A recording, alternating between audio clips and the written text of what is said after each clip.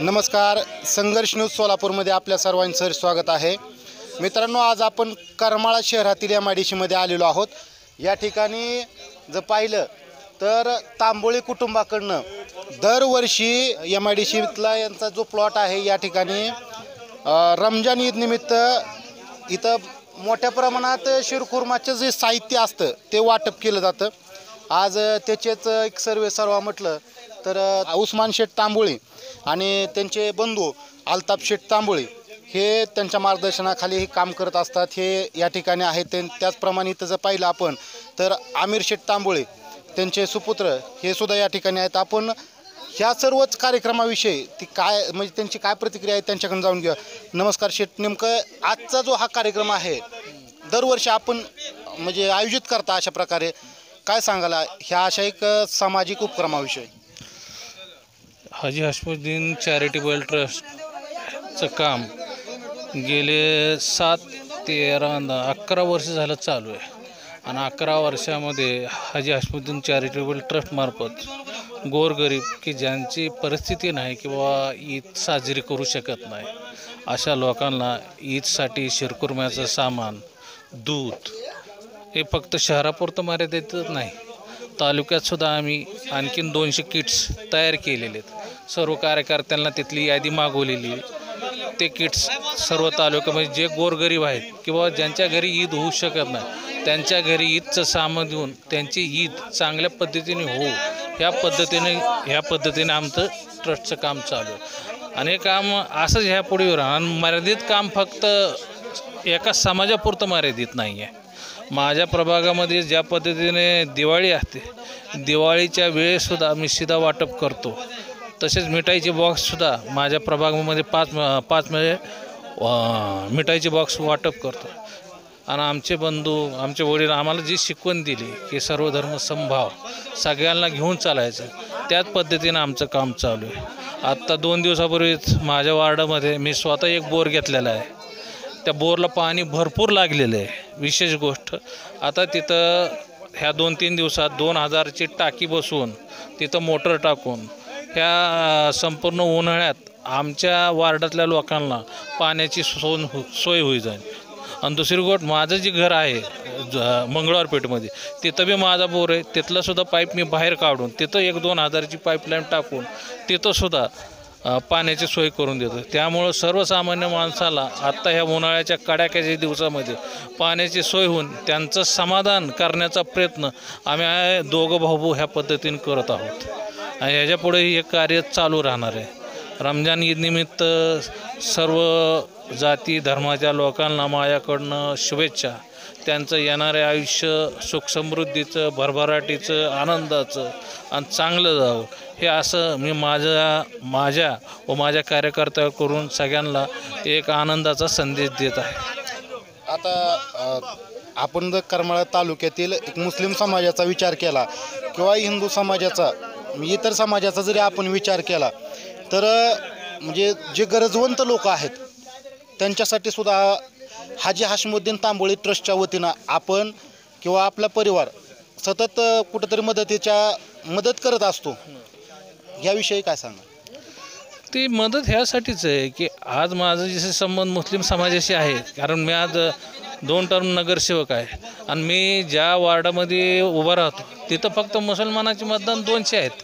3800 मतदान इतर समाजाचं होतं, OBC समाजाचं होतं, मराठा समाजाचं होतं, नागर समाजाचं, गुजर समाजाचं होतं. ह्या लोकांनी मला भरभरून प्रेम दिले. ह्या लोकांनी मला 600-700 मतांनी निवडून दिले. हे त्यांचं कुठं ना कुठं मी देणं लागतो. आणि त्यांच्या कामासाठी मी कधीही ॲट ए टाईम, कधी रात्री, अर्ध्या रात्री, फक्त वार्डातलेच नाही, करमाळा शहरातील, करमाळा तालुक्यातील कोणालाही कसल्याही परिस्थितीची गरज असेल तर हाजी हशमुद्दीन तांबोळी ट्रस्टतर्फे मी अल्ताफ तांबोळी, उस्मान शेठ तांबोळी सदैव उभे आहोत आणि काम करत राहू. सध्या आम्ही शालेय शिक्षणासाठी सुद्धा सर्वांना आम्ही सांगितलं आहे किंवा कोणाला शालेय शिक्षणासाठी समजा पुस्तकं, वह्या किंवा फीची गरज पडली तर त्यासुद्धा आम्ही आमच्या ट्रस्टमार्फत मदत करतो आहे. आणि ह्याच्या पुढेही मदत. आणि एका समाजापुरतं मर्यादित आमचं ट्रस्ट नाही, सर्व समाजासाठी ह्याचे दारे उघडे आहेत. कुणालाही कशाची गरज लागल्यास शालेय शिक्षणासाठी आम्ही तत्पर उभे आहोत. त्यांनी फक्त शाळेचा दाखला कशा पद्धतीची गरज आहे का कुठल्या शाळेत आहात तेवढं आणून देणं आम्ही आमच्या मार्फत त्यांना चेक किंवा रोख मदत करू. आता देशाचा विचार केला तर कुठंतरी जातीमध्ये भांडणं म्हणा एक राजकारणातून लावण्याचा प्रयत्न दिसून येतोय. आरक्षणाच्या माध्यमातून किंवा हिंदू मुस्लिम विभाजित करून कुठंतरी मतं मिळवण्याचा, म्हणजे कुठलाही पक्ष असू द्या त्याचं एक कुठंतरी राजकारण दिसून येतं जातीमध्ये भांडणातून मतं मिळवण्याचा. परंतु आज आपण सामाजिक ऐक्याचा या ठिकाणी संदेश देत असताना म्हणजे अशा प्रकारेच जे कार्यक्रम आहेत हिंदू मुस्लिम किंवा इतर समाजासाठी प्रेरणादायक ठरतील यासाठी राबवण्याविषयी काय सांगा? मी ह्या गोष्टीला अपवाद आहे. कारण गेली 40 वर्ष झालं रूपचंद तालीम तरुण मंडळ व गणेश मंडळाचा अध्यक्ष मी आहे मंगळवार पेठेचा. गणेश स्थापना मी स्वतः माझ्या घरातसुद्धा केलेली. तिथं मंगळवार पेठेत ज्यावेळेस जागा नव्हती त्यावेळेस गणेश स्थापनेसाठी मी माझ्या घराची जागा दिली होती आणि तिथं स्थापन करायला लावला होता. दुसरी गोष्ट जय मराठ मित्र मंडळाचं मी स्वतः फाउंडर मेंबर व जय मराठ पतसंस्थेचा मी चेअरमन आहे. तसेच कमला औद्योगिक वसाहतीचा डायरेक्टर आहे. एवढे सगळे पदं कशामुळे आहेत? सर्वांना घेऊन आहे म्हणून, सर्वांच्या संगत आहे म्हणून. दुसरी गोष्ट आजच्या कंडिशनला की जी लोक मध्ये हिंदू मुस्लिम काय आहे? रक्त बघितलं सगळ्यांचं एकच आहे. आज समजा आमच्या इथं तर असं कधी आम्हाला कळलं नाही करमाळा शहरामध्ये आमच्या बाबतीत असं कधी होतं. काही गाव तिथं उकांडा असतोच, बाटगे लोक आहेत काही किंवा जे लोक किंवा समाजामध्ये दुही निर्माण करून समाजामध्ये पेट करण्याचा प्रयत्न करतात आणि त्या पेट करून त्यांचा उदरनिर्वाह साधायचा प्रयत्न करतात. अशा लोकांपासून आम्ही सर्व सामाजिक संदेश तर देतो व सर्व समाजाच्या लोकांना त्यांच्यापासून दूर कसं ठेवायचा प्रयत्न करतो.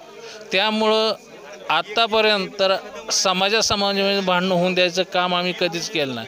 मराठा आरक्षणाच्या संदर्भात सगळ्यात पहिल्यांदा आम्ही मुस्लिम समाजातर्फे पाठिंबा दिलेला होता किंवा आम्ही मराठा समाजाच्या आरक्षणासाठी लहान भावाची भूमिका घेऊन त्यांना जवळ आरक्षण भेटत नाही आम्ही त्यांच्यावर एकदम खांद्याला खांदा देऊन त्यांच्याबरोबर उभं राहू.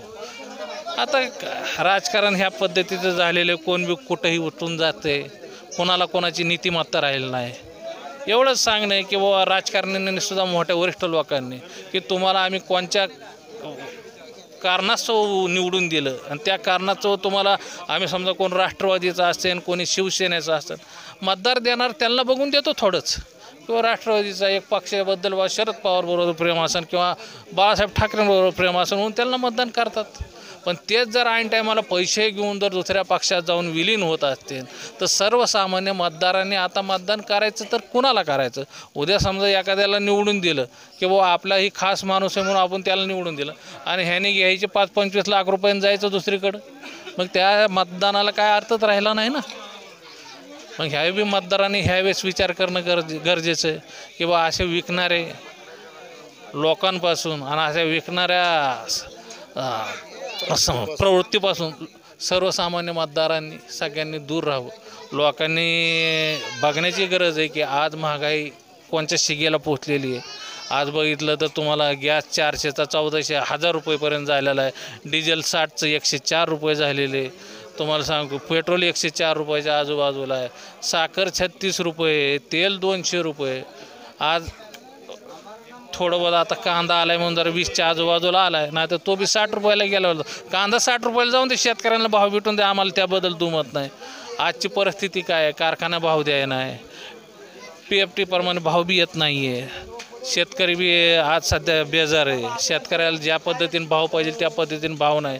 आणि आत्ताची जी सरकार आहे त्यांचं जर काय आलबिल चाललेलं आहे ही फक्त ह्यांचं लुटालुटीचं काम चालू आहे. या सरकारला माझ्या मार्फत एक इशारा आहे की बाबा तुम्ही जोर सर्वसामान्य माणसांचा छळ करताना ह्या छळाचा परिणाम येणाऱ्या इलेक्शनमध्ये तुम्हाला भोगावं लागेल. तुम्हाला यापुढं लोक मतदान करणार नाही.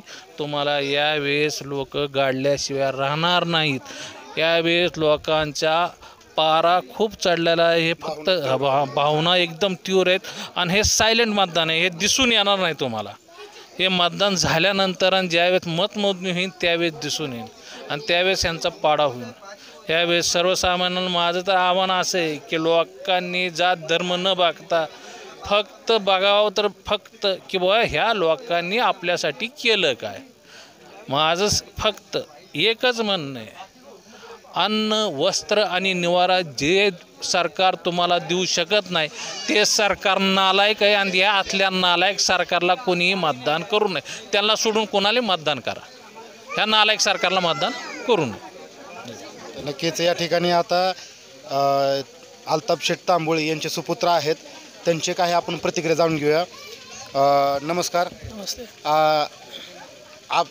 हाजी हाशमुद्दीन तांबोळे चॅरिटेबल ट्रस्टच्या वतीनं हा वर्षानुवर्षीचा एक सामाजिक उपक्रम या ठिकाणी सुरू असतो. आता ही वडिलोपार्जित जी देणगी आहे, ही परंपरा जी चालत आलेली आहे, इथून पुढे सुद्धा तुम्ही तुमच्या माध्यमातून चालू ठेवणार का किंवा याच्यामध्ये कशा प्रकारे वाढ करणार? आता ही जी परंपरा आहे, ही परंपरा इथपर्यंत नाही, ही माझी पुढची पिढीपर्यंत पण ही परंपरा जाणार आहे आणि त्याची पुढची पिढी पण ही परंपरा पूर्ण करणार, ही आत्ताच मी तुम्हाला विश्वास देऊन ठेवतो. कारण की ही जी परंपरा आहे ही आम्हाला आमच्या वडिलांनी आमच्या काकांनी शिकवण दिलेली आहे की ही परंपरा जी ईद साजर करतो, ही आपल्या एकट्याच्या घरी नाही, दिवाळी आपल्या एकट्याच्या घरी नाही, ही सगळ्यांच्या घरी जायला पाहिजे. त्यांच्या घरी पण सगळी ईद किंवा दिवाळी ही साजरं व्हायला पाहिजे. मग ती दिवाळी किंवा ईद ती आपण साजरी केल्यासारखी, नाहीतर आपण साजरी केली आणि दुसऱ्याच्या घरी झाली नाही तर ह्याचा काय उपयोग नाही. आणि ही फक्त आता जी तुम्ही बोलले की ही पुढं कसं घेऊन चालणार, वारसा जी आहे, ही समाजकारांचा जी वारसा आहे, ही फक्त आम्ही आतापर्यंत कसं पुढं घेऊन जायचं बोलल्यावर की ज्यांचा शिक्षणाला जी त्रास आहे ती त्रास आम्ही काढायचा प्रयत्न करतो. ती फक्त मुस्लिम समाज नाही तर केवळ पूर्ण समाज. की आता थोड्या दिवसानंतर आता जी 10वी-12वी नंतर आम्ही एक सर्वे काढणार आहे की जी 10वी-12वीत नाही ना गरजवंत पण आणि ज्यांना डायरेक्शन नाही आहे ते डायरेक्शन द्यायचं काम आम्ही आमचे चॅरिटेबल ट्रस्ट थ्रू करायचा प्रयत्न करणार आहे. हां, कारण की असं मी बघतो की खूप सारे जी लेखं आहेत किंवा मुलं-मुलगी आहेत ती चांगले त्यांना अभ्यासू आहे, त्यांना चांगले टक्केवारी पडले, पण ती मागं राहते फक्त त्यांचं डायरेक्शन नाही भेटल्यामुळं. जर त्यांना चांगलं डायरेक्शन भेटलं ते चांगले कॉलेजमध्ये चांगल्या शिकवणमध्ये ती पुढं जाऊ शकतात. करमाळ्यातील मुस्लिम समाज म्हटलं तर हाजी हाशमुद्दीन तांबोळे ट्रस्टकडे एक आणि समाजातील एक प्रमुख घटक म्हणून किंवा एक समाजातील प्रमुख मार्गदर्शक नेता म्हणून तांबोळे परिवाराकडे पाहते. मुस्लिम समाज म्हणलं तर कुठेतरी मागासलेपणाकडे असतो काही प्रमाणात. प्रमुख प्रभावात आणण्यासाठी काय आपल्या काय योजना किंवा आपलं काय असेल का पुढचं काय? नाही, आता एक्झॅक्टली मी तेच बोललो आहे की आपण एकदा एक चेन तोडली, एक चेन तोडून एक नवीन चेन तयार केली, ती एक मुलगा समजा चांगला शिकला त्याची पुढची पिढी ऑटोमॅटिकली चांगली शिकणार. तेच आम्ही प्रयत्न करतो कसं शिक्षण त्यांना पुरवू. आणि दुसरी गोष्ट कसं ज्यांची परिस्थिती नाही आहे त्यांना एक बिझनेस सेट करून देऊ, काय करू असं प्रयत्न आमचा चालू आहे. आणि 2-3 जणाला आम्ही करून ती दाखवलेलं आहे. फक्त एवढीच गोष्ट की ती मला दाखवायचं नव्हतं की ती आम्ही सगळं केलेलं आहे. कसं आहे की ती आमचे वडिलाची किंवा आमच्या काकाची ती शिकवण नाही व आमच्या धर्मात पण ही बोललेलं नाही की दाखवून द्या म्हणून.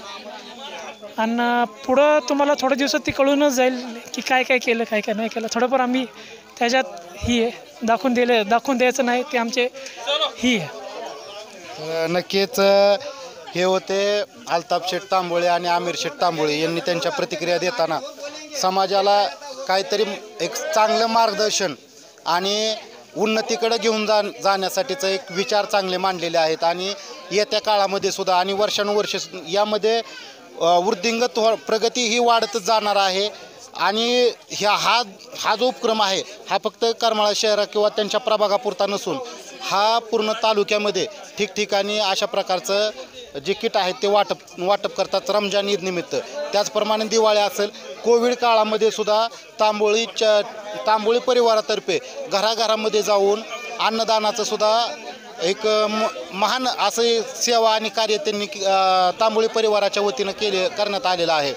अशाच प्रकारचं जे हे तांबोळी परिवाराचं कार्य आहे हे दिवसेंदिवस अशाच प्रकारे वाढत जावं हीच ईश्वरचरणी प्रार्थना. संघर्ष न्यूज सोलापूरसाठी सिद्धार्थ वाघमारे, करमाळा.